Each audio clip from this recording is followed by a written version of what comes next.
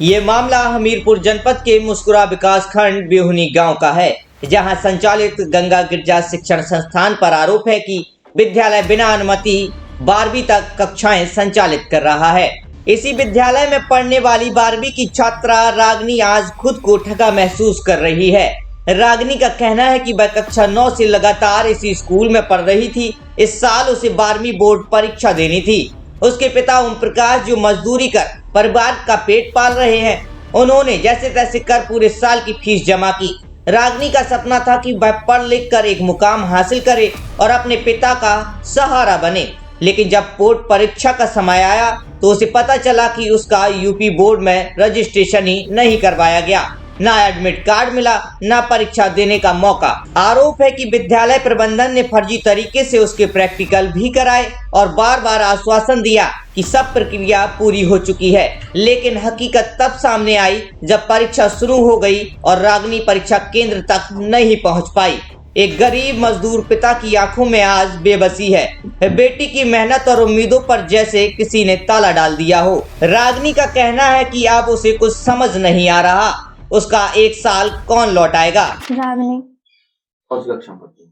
12 में। पहले हम नीचे से 9 में पढ़े थे। कौन सा विद्यालय? गंगाधर के घराना। एग्जाम को लेकर क्या हुआ? हमारे फिर उन्होंने प्रवेश पत्र दिया। प्रधानाचार्य जी कह रहे हैं कि हमसे गलती हो गई, फॉर्म नहीं भरा आपका और सबका करवाया। सबका होते करवा दो, प्रैक्टिकल बीमार में और हमारा ऐसे ही करवाया। जी प्रिंसिपल से बात हुई आपकी? जी क्या कह रहे थे? उनसे कह रहे हैं कि हमसे गलती हो गई, हम नहीं भर पाया फॉर्म। फीस जमा थी पूरी फीस जमा है, पूरी कर ली और कह रहे थे सब हो जाएगा, और अब कह रहे हैं पहले 3 दिनों तक गायब रहे और फिर अभी आए हैं। जब हमने सज्जन के कहते गए और हमने कहीं जब कंप्लेंट कर दे, जब आए हैं भी। क्या नाम है? स्थानीय लोगों का कहना है कि जिले में ऐसे सैकड़ों विद्यालय बिना मान्यता के अवैध रूप से संचालित हो रहे हैं। शिकायतें भी की गईं, लेकिन जिला विद्यालय निरीक्षक हेमंत गुप्ता की ओर से केवल कारण बताओ नोटिस जारी कर दिया जाता है और खाना पूर्ति की जाती है। ठोस कार्यवाही नहीं होने के कारण ऐसे शिक्षण संस्थान बेखौफ होकर बच्चों के भविष्य के साथ खिलवाड़ कर रहे हैं। आज सवाल यही है कि रागनी के सपनों की कीमत कौन चुकाएगा? क्या शिक्षा विभाग इस बार जिम्मेदारी तय करेगा?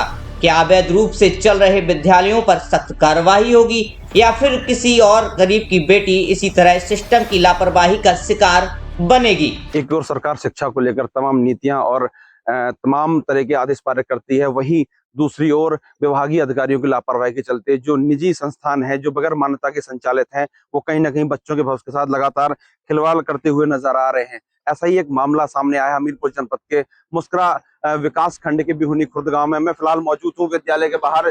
जो आप देख पा रहे हैं, सरकार द्वारा मान्यता प्राप्त विद्यालय गंगा गिरजा शिक्षण संस्थान, वहां एक बच्ची इंटर कर रही थी, 12वीं के उसके पेपर कल शुरू होने थे, लेकिन कहीं ना कहीं लापरवाही के चलते वो एग्जाम देने से वंचित रह गई है। क्योंकि जो पीड़ित बच्ची है, उसने बताया कि उसके पिता ने, जो बेहद गरीब हैं, मजदूरी कर पूरे साल की फीस जमा करी थी, लेकिन विद्यालय की लापरवाही के चलते उसका फॉर्म नहीं भरा गया और वो इंटर के पेपर नहीं दे पा रही है।